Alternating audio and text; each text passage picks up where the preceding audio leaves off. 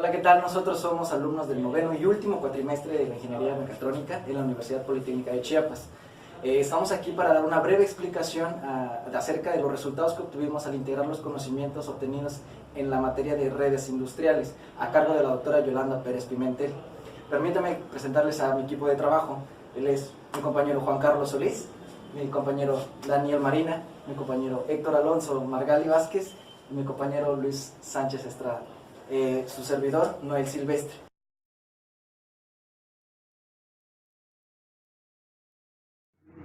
En cierta ocasión escuchaba una conferencia de un reconocido doctor español que decía la problemática que genera la pesca por arrastre, y él proponía pues una solución: hacer a nivel local una pequeña planta de producción de harina de pescado.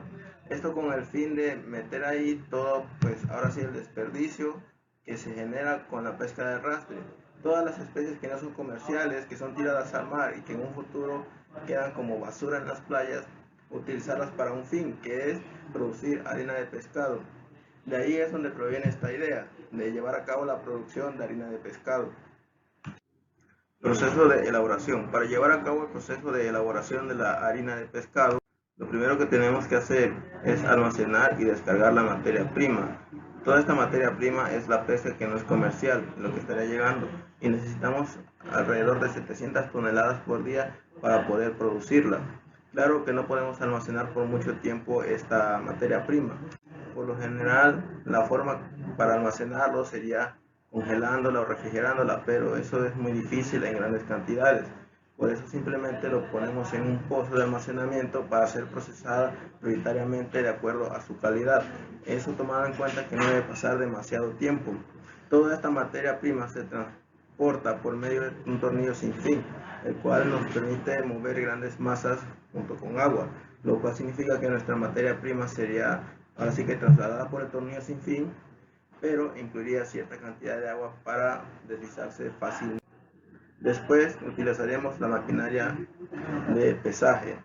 Esta tolva de pesaje simplemente son 3 tolvas. La primera tolva es la tolva pulmón, que es la que cierra y abre cierto paso de materia prima, recibe el producto constantemente.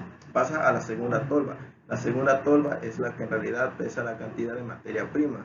Y por último pasa a la tolva que libera la materia prima para trasladarla por un desaguador estático. El desaguador estático nos permite liberar la materia prima de esos líquidos que no nos sirven. Esos líquidos serían el agua de mar que lleva la materia prima. El siguiente paso sería la cocción, la cual tiene 3 objetivos, que es cocer la materia prima, coagular proteínas y liberar los lípidos y agua retenida dentro de nuestra materia prima. Es decir, de esta manera frenamos la actividad microbiológica y evitamos que nuestra materia prima se nos descomponga. Por eso es importante estar trabajando todo el tiempo con la materia prima, ya que no se puede almacenar. La cocción se lleva entre 90 y 130 grados. Para llevar a cabo la cocción utilizaremos esta maquinaria, el Discord Brew, la cual tiene una capacidad de hasta 6000 pies cuadrados de superficie de transferencia de calor.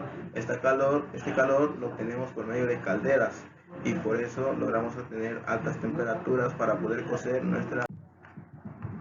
La etapa de preprensado, o mejor conocida como desagüe, es un proceso en el cual nos encargamos de drenar la mayor cantidad de agua para aumentar la capacidad en la etapa de prensado. La operación se desarrolla generalmente en una prensa de doble tornillo, en el que el volumen de paso disminuye y el licor escurre a través de una malla. La mayoría de los procesos son comunicados de una etapa a otra por medio de tornillos sin fin o ductos por succión de aire para aumentar su velocidad y ir acelerando el proceso.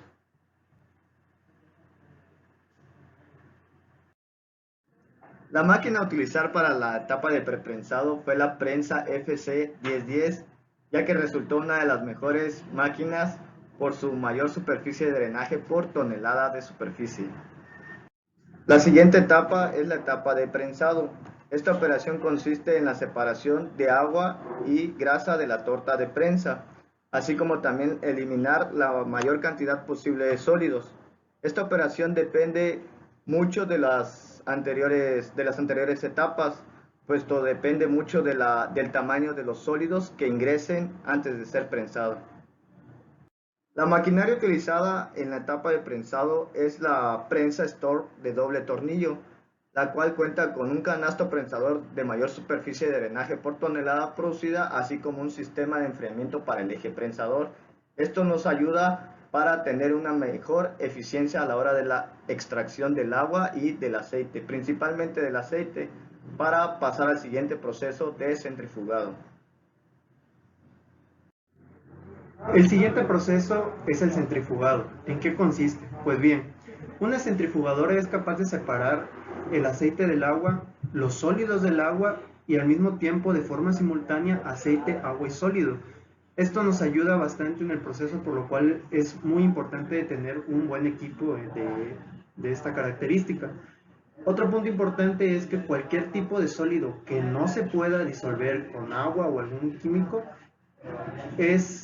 pasa por esta etapa y lo que hace es eliminarlo de forma pulsante mediante un proceso programado, el cual queda en el interior del equipo y posteriormente se puede retirar sin problema alguno en la etapa de limpieza. Bien. ¿Qué factores refleja un buen proceso de centrifugado? El primer punto importante para saber que estamos haciendo una etapa correcta es que no vamos a tener ninguna alteración de ningún tipo en nuestro producto final, aún así sean etapas de volúmenes grandes, el cual sería nuestro caso. Otro punto muy importante es que no tendremos emisión de malos olores o de vapores debido a que es algo muy hermético y por ende no tendremos alguna fuga de olores. Otro punto es la capacidad SIP o limpieza in situ, lo cual nos ayuda a que si lo hacemos bien podremos tener una forma programada de limpiar sin necesidad de destapar el equipo, solo colocando los líquidos o el detergente necesario y de forma programada lo hace en automático, lo cual si hacemos un buen uso del equipo podría alargar la vida y a la vez nos ayuda a tener un proceso mejor. También podemos encontrar alto rendimiento y eficiencia en la separación, lo cual, como ya lo habíamos mencionado antes, va a poder separar en el punto anterior que los sólidos que no se puedan disolver los va a ir alejando poco a poco de forma automática mediante una forma pulsante, lo va a eliminar y va a quedar en una cabina, lo cual nos ayuda posteriormente a retirar ese tipo de desperdicios que nos afectarían en la siguiente etapa. Bien, ¿qué máquina podríamos recomendar? En este caso hay una máquina específica que es de la marca Tricanter. Es considerado como el estándar debido a que en la producción de harina es muy eficiente utilizarla y es la más común encontrar en la industria. ¿Por qué? Debido a que pareciera que fue hecha específicamente para este tipo de trabajos, debido a que nos ayuda a recuperar harina y aceite proveniente del pescado entero que traemos aún y de los residuos de la cabeza, aletas o huesos que pudieron haber quedado en el proceso, haciendo que podamos aprovechar la mayor cantidad posible de nuestro producto aún en etapa de procesos. Posterior al proceso de centrifugado nos dirigimos a la etapa de vaporización. ¿Qué necesitamos tener presentes en esta etapa? Muy bien, una vez que necesitamos eliminar la mayor cantidad de vapor que es concentrado en nuestro sólido. Esto debido a que principalmente afectaríamos la viscosidad de los fluidos que aún están presentes. Con esto nos ayudaría a tener una mayor facilidad a la hora de poder transportar mediante tubos nuestro proceso, que al final cuenta es harina, y lo recomendable es procesarlo a través de tubos, y esta etapa nos ayudaría mucho en el medio de transporte. Muy bien, ¿qué maquinaria utilizaríamos? Nosotros utilizamos o recomendamos el modelo FG3 de la empresa Yutong debido a que es un secado por fluidificación, lo cual nos ayuda a tener una buena transferencia de calor a nuestro sólido y ayudaría a tener una mejor etapa de vaporización. También gracias a la estructura cerrada, el equipo, el polvo no sería un inconveniente, ya que como hemos mencionado, al ser un proceso de alimentos es muy delicado y necesitamos evitar que entren entes ajenos a nuestro producto durante el proceso. Y por el último, lo que tenemos es el filtro de fibra antiestática, lo cual nos ayuda a una mayor seguridad de operación, debido a que tenemos que tener también en cuenta presente la seguridad de nuestros empleados y de nuestro proceso en total. En esta etapa, que es la deshidratación, necesitamos tener en cuenta qué queremos hacer. Nuestro producto que hemos venido manejando durante la etapa de procesos, considerado o denominado torta, se necesita deshidratar o eliminar la mayor cantidad de agua o entes acuosos que puedan estar presentes en nuestro producto aún. Esto debido a evitar que crezcan microorganismos o algún ente que se pueda desarrollar en nuestro producto. Con esto evitamos y ayudamos a tener un mayor proceso de control debido a que estamos con alimentos. Otro punto importante que debemos de tener es que debemos retirar el vapor de agua generado y proveer la energía suficiente para superar las fuerzas moleculares y por ende eliminar todo tipo de residuos, lo cual nos podría generar algún crecimiento de algún microorganismo no deseado. Maquinaria utilizada o recomendada en este caso es el horno de secado de aire de Yutong CTC, que es apropiado en una amplia variedad de materiales. El rango que maneja más o menos es alcanzar hasta 350 grados centígrados, lo cual es suficiente para nuestro proceso. Y ahora hablaremos del proceso de molienda, y para ello hay dos preguntas que se resolverán. ¿Qué es la molienda y por qué es importante este proceso? Como bien dice, la molienda es el proceso de reducción de tamaño, o en otras palabras, la separación de este mismo. No es la separación de otros componentes como tal, no es la separación de este mismo material en partículas más pequeñas. Es importante este proceso, ¿por qué? Porque tras ciertos estudios que se hicieron, se dieron cuenta que mientras más diminutos sean los granos que las personas consumen, mejor se aprovechan los nutrimentos en las dietas de las personas. Ahora otra pregunta a resolver es, ¿qué molino usar y por qué? Pero antes de esto hay que tener en cuenta que hay dos tipos de molienda que hay en la actualidad, que es la molienda seca y la molienda húmeda. En nuestro proceso se decidió optar por la molienda húmeda, ya que la materia ya bien, aún tras todos los procesos, aún se conserva unos residuos húmedos como tal. ¿Y eso en qué nos ayuda? Nos ayuda a que tiene mayor potencia, consume menor potencia, hay menos desgaste en la máquina, pero eso sí, hay un mayor tiempo de proceso. Ya sabiendo esto, ahora sí podemos saber que hay dos tipos de molinos primordiales en la industria, que es el molino de martillo y el molino de rodillos o molino horizontal. Y para elegir cuál de estos dos queremos, se toman ciertos puntos como son la característica de material, tamaño de partícula, alimentación, capacidad de molienda, seguridad. Teniendo en cuenta esto, es más importante el tamaño de la partícula top o el molino horizontal, ya que permite un tamaño de molienda de la partícula que nosotros queremos. Ya sabiendo que se va a escoger un molino tipo horizontal, se consideró a primera instancia la máquina de moliendas de bolas BMTW110 de la empresa Global Milling Equipment, así como también nos especifica sus dimensiones de 300 por 190 milímetros de rodillo mayor y una capacidad de 0.1 a 17 toneladas por hora, entregándonos un producto final de 0.75 a 0.89 milímetros de diámetro de partícula, que está dentro del rango de la malla de número 28 que se está utilizando. Bueno, por último, pero no menos importante, tenemos el proceso de empaque. En esta parte del proceso tenemos una línea de producción demasiado rápida, ya que tenemos una maquinaria de automatización que cuenta con una excesiva manipulación. Tenemos estimado que en harina Pescal vamos a producir nuestro producto terminado en 2 presentaciones, ya sea en sacos de 50 kilos o de 25 kilos. Pero tenemos también la estimación de que en la materia prima que ingresa diariamente a la planta es aproximadamente de 700 toneladas, lo que nos daría un aproximado de 1000 sacos al día. Bueno, esta sería la explicación de la parte del proceso de producción de nuestro producto, de nuestra harina Pescal. Ahora vamos a ver la simulación de la etapa de producción de nuestro producto. Para eso usamos la herramienta de Labview y esperemos que lo podamos explicar bien. Y a continuación procederemos a explicar lo que viene siendo la HMI. Como podemos ver, el firewall está completamente activado, no tiene ninguna traba y se le han dado los permisos necesarios ya que había problemas de comunicación. Ahora procederemos a ir al VI. Como ven, ya estábamos corriendo y esto fue hecho a partir de una máquina de estados, donde inicialmente siempre tendrá esa pantalla. Ahora procedemos, vamos a HMI y como pueden ver son todos los procesos que se mencionaron anteriormente. Aquí en nombre de la tabla escribimos el nombre con el que se va a guardar toda la recepción de datos de los procesos. Bueno, no todos, sino solo van a ser unos cuantos. Y le damos en comenzar.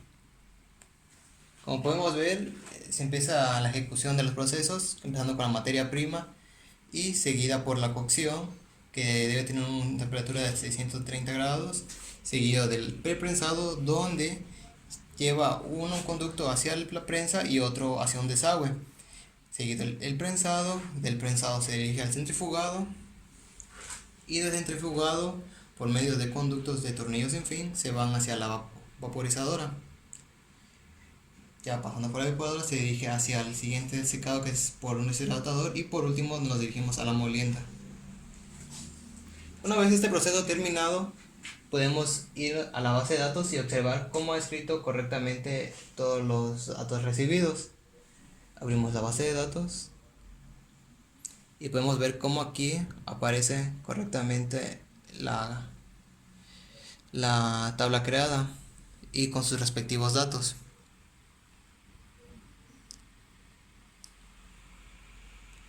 Y a continuación procederemos a explicar lo que es la ejecución remota.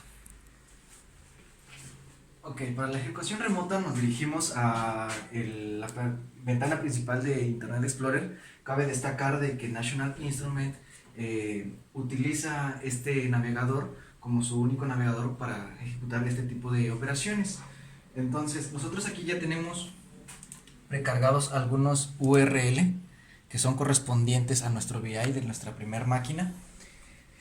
Pero este URL fue creado a partir de aquí en herramientas, donde nosotros, después de darle la opción de opciones, nosotros creamos el HTTP directo de la página oficial de National Instruments, que nos daría ese acceso para que nosotros pudiéramos ejecutar el VI en otros ordenadores. Posteriormente nosotros generamos el URL necesario para que otra máquina pudiera tener acceso a ese VI.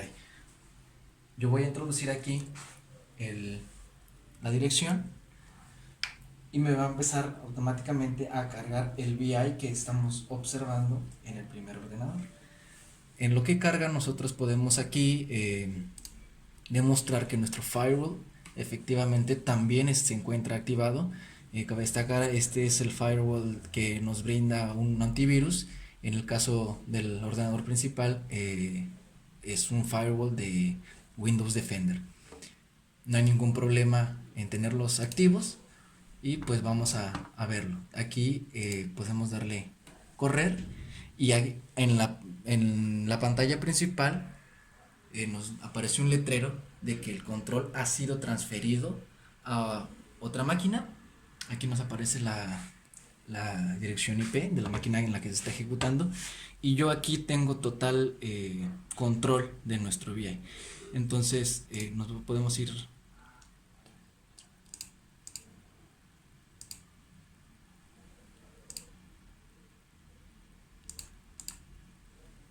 ahí, unos detallitos.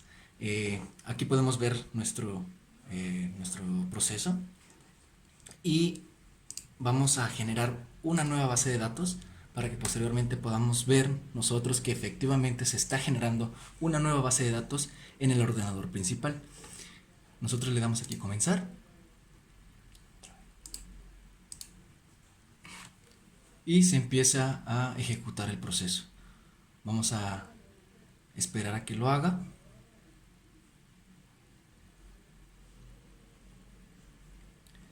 De hecho, el proceso se está ejecutando en ambos ordenadores, solo que el control ha sido transferido a la máquina 2.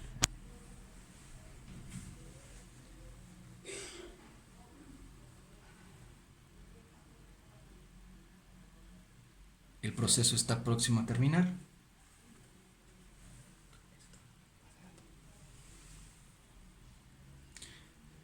Y bueno, aquí nuestro proceso ya terminó. Le damos stop. Nos vamos a la...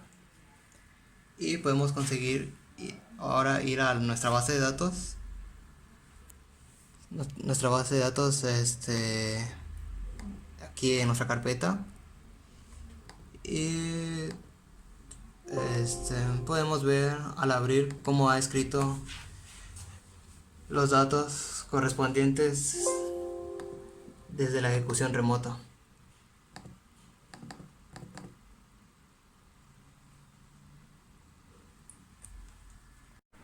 Esta ha sido nuestra breve explicación de cómo se ejecuta el HMI y cómo un ordenador puede servir como control y el otro como visualizador a través de la ejecución remota. Esta ha sido nuestra explicación de todo el proyecto. Esperamos haber cubierto con todos los requerimientos y poderlo haber explicado bien. Y pues sin más que agregar, pues muchas gracias por su atención.